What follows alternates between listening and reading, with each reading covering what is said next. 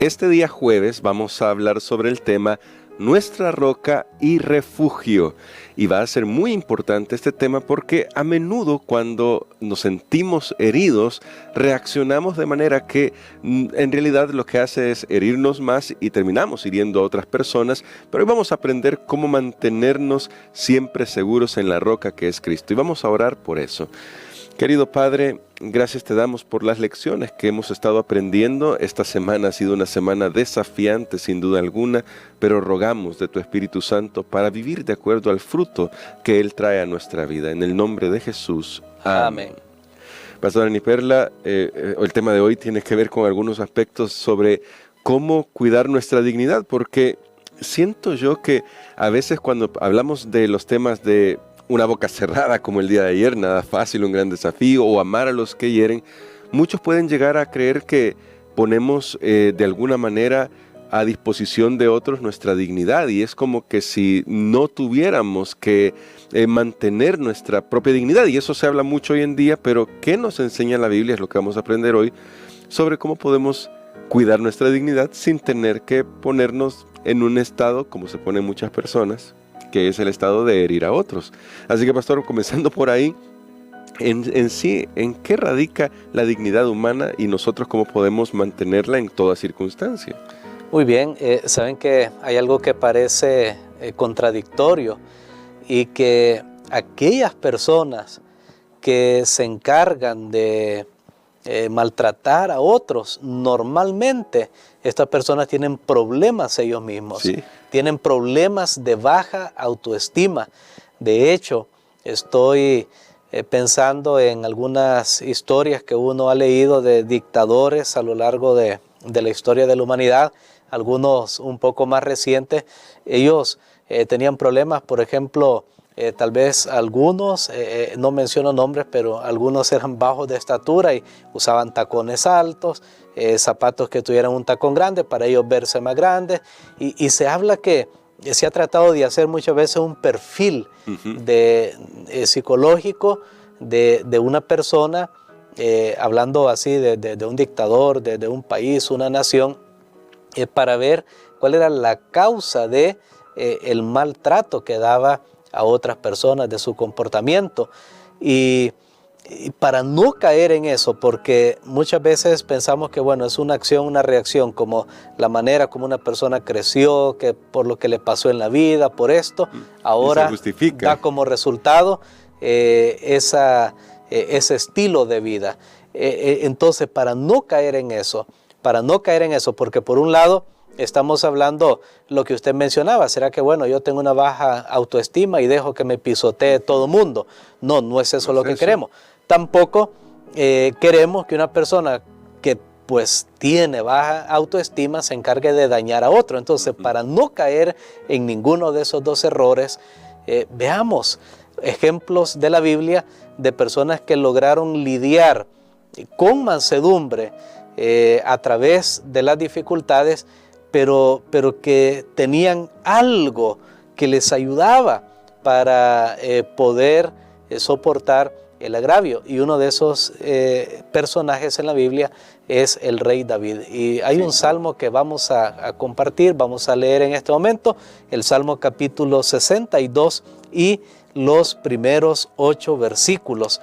Vamos a ver de dónde era que provenía la confianza de David en los momentos más difíciles por los cuales él podía. Incluso yo mencioné, mientras busco este salmo, digo esto, que ayer en la oración, ayer al final, yo mencionaba que David era un ejemplo de soportar con mansedumbre el agravio. Él tenía un rey, imagínense, el rey, que es la persona más poderosa pues de una nación, se suponía, ¿verdad?, en aquel tiempo, lo tenía en contra, así que no era nada fácil. Sin embargo, David tuvo una conducta adecuada, pero ¿de dónde provenía esa confianza? Bueno, vamos a leerlo. Bueno, dice aquí el Salmo 62, los primeros 8 versículos: al músico principal, a Jedutún, salmo de David. En Dios solamente descansa mi alma, de Él viene mi salvación. Solamente Él es mi roca y mi salvación, es mi refugio, no resbalaré mucho. ¿Hasta cuándo conspiraréis contra un hombre, tratando todos vosotros de aplastarlo como a pared desplomada y como a cerca derribada?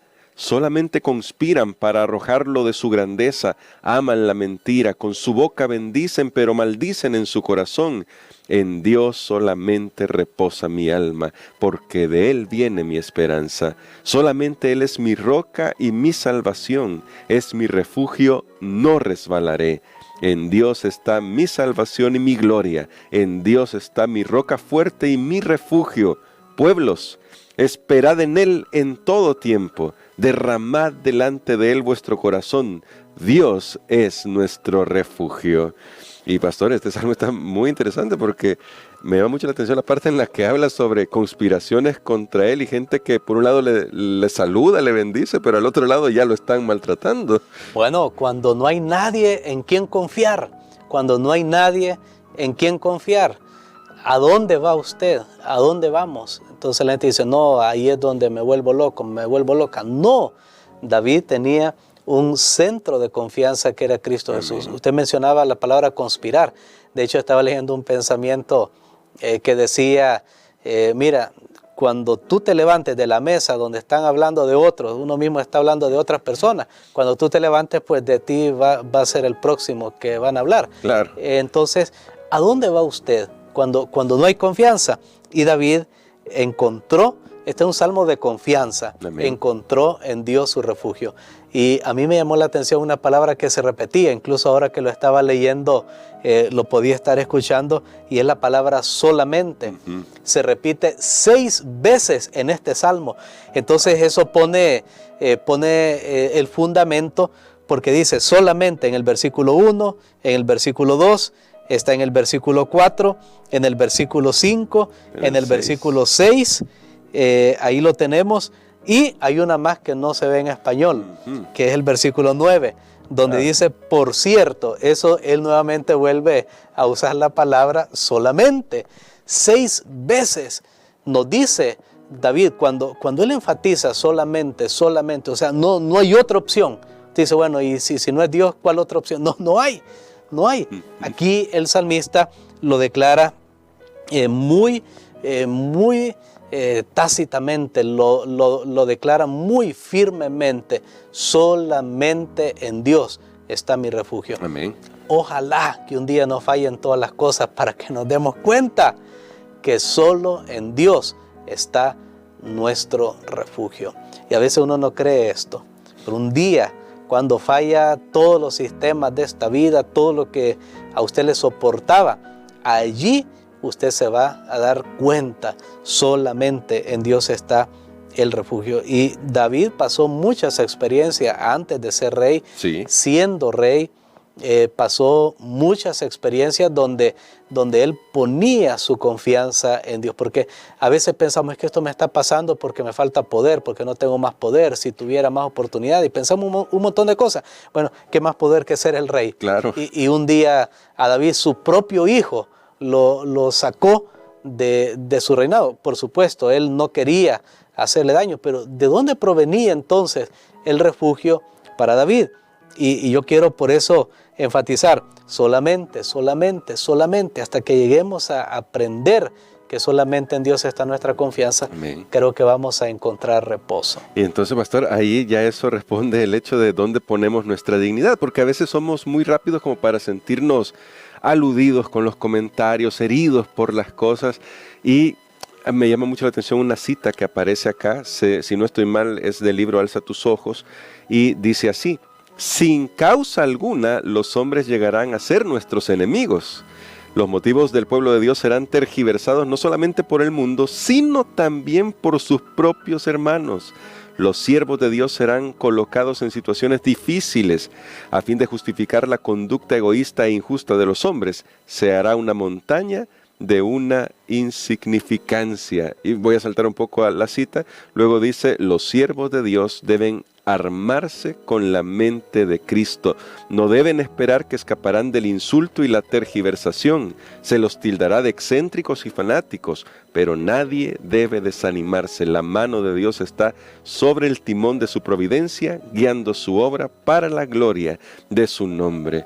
Y dado lo que hemos dicho sobre David, las pruebas que enfrentó y cómo él puso su confianza solamente en Dios, y lo que ya se nos ha dicho que va a suceder y que ha sucedido a lo largo de la historia cuando se hace de una insignificancia una montaña para dañar la dignidad de una persona o la integridad de una persona, ¿cómo podemos nosotros, si puedo usar esta palabra, estar vacunados y volvernos inmunes contra estas situaciones? Bueno, la verdad que va a doler. Va a doler. O sea, cuando esto suceda, dice, los hombres llegarán a ser nuestros enemigos. O sea, hay un texto, yo siempre he dicho esto, que todavía no se ha cumplido. No se ha cumplido como debe cumplirse. En Mateo capítulo 24, cuando Jesús da lo que se ha llamado las señales de su venida, allí dice, en una parte, se odiarán unos a otros, se entregarán unos a otros. Y luego dice, por haberse aumentado la maldad, el amor de muchos se enfriarán, no de todos, porque hay algunos que solamente confían en Dios. Amén. Entonces, ¿cuándo se va a cumplir eso? ¿Y a qué se refiere? Muchas veces pensamos, bueno, es la persecución externa que va a venir a la iglesia, pero cuando uno lee el texto detenidamente de Mateo 24, uno se da cuenta que está hablando dentro de los creyentes. Wow. Ahora, eso no va a ser fácil, eso no va a ser fácil.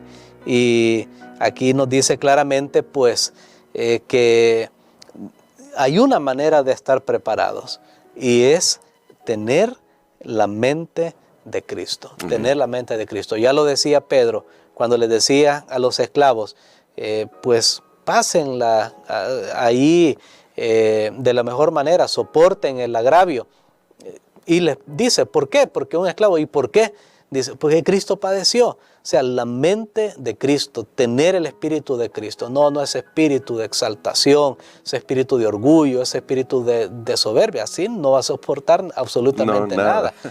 Tener la mente de Cristo Jesús y saber que Dios está yendo. Era la confianza que tenía David, que al final su vida estaba en las manos de Dios. Nada sucedía por casualidad. A Dios no se le ha perdido el rumbo, no ha perdido el control.